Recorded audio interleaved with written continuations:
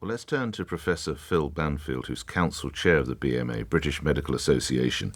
And there are three newspapers who put on their front pages the idea there could be industrial action. How likely is that in your view, Professor? Good morning.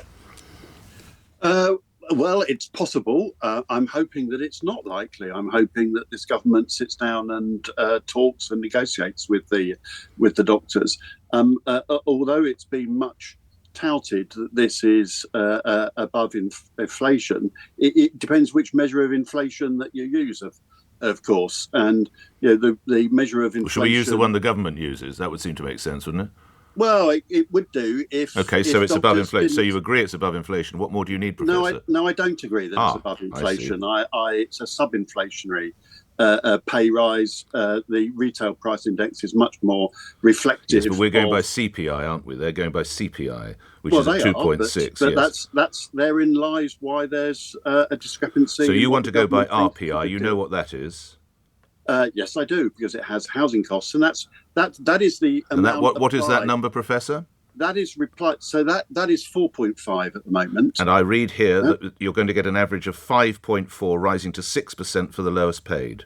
This is for the resident doctors, right? It's asking for them to they're getting up to about £18 an hour, which doesn't seem that unreasonable, to have access to their skills and expertise.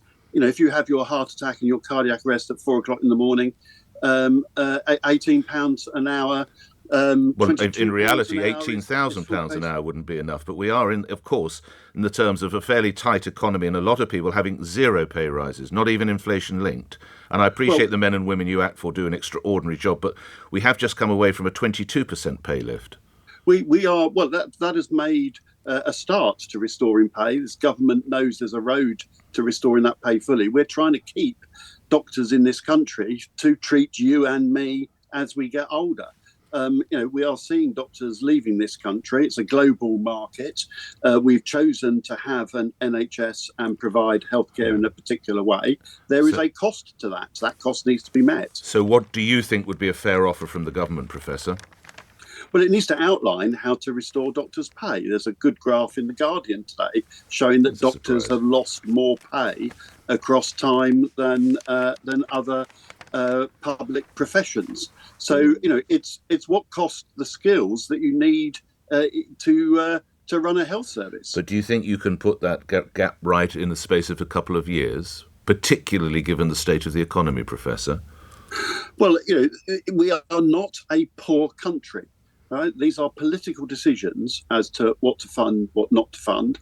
It's political decision what to tax, how to tax it.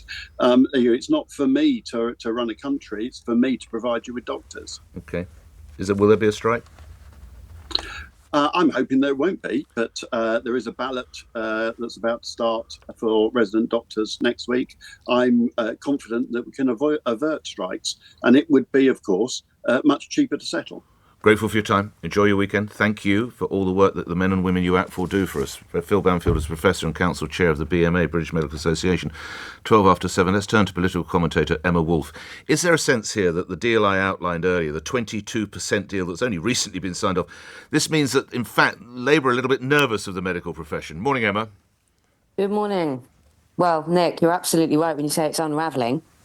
I mean, is this any surprise? There's Professor Banfield, and by the way, the BMA is a deeply, deeply politicised organisation, isn't it? I would have thought, potentially, yes. The public sector unions are absolutely, they've been emboldened. Look at those early economic decisions from Labour, turning out to be catastrophic, giving doctors 22, and I don't care whether we call them junior doctors, which basically means everything up to consultant level, or their new name, resident doctors, or we just call them taking the mickey doctors, because at the moment, I think, Nick, in the old days, public sentiment and public sympathy was behind strikers. I mean, I don't remember the 70s, and I don't remember the sort of summer and winter of discontent.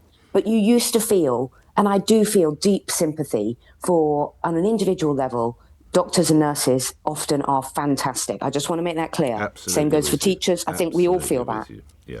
But you and I both know that if your union says to you, and I'm not getting anything like 3, 4, 5, 22%. Most of us can't dream of anything like that. I tell you what is going up by 22%, is, fuel, food prices, all of our cost of living bills are soaring, and we're not getting anything like that. But if you ask individual, hardworking nurses and doctors, would you like more? Well, of course they want more. But when Professor Banfield says he's confident they can avoid strikes next week, well, he's confident because he is pretty clear that the unions, in this case, have got Labour over a barrel, haven't they? You don't need to be Einstein to see how this one plays out. You give one group 4, 5, 6%, which, by the way, is way above inflation. You give one group that, and of course other groups feel it's grossly unfair. The nurses now are saying this is grossly unfair. The teachers are saying this is not fair. They are being asked, hospitals and schools are being asked to fund the huge increases. We'll leave it there. Emma, thank you. Enjoyed our conversation. Good point made by Emma Woolf, the political commentator.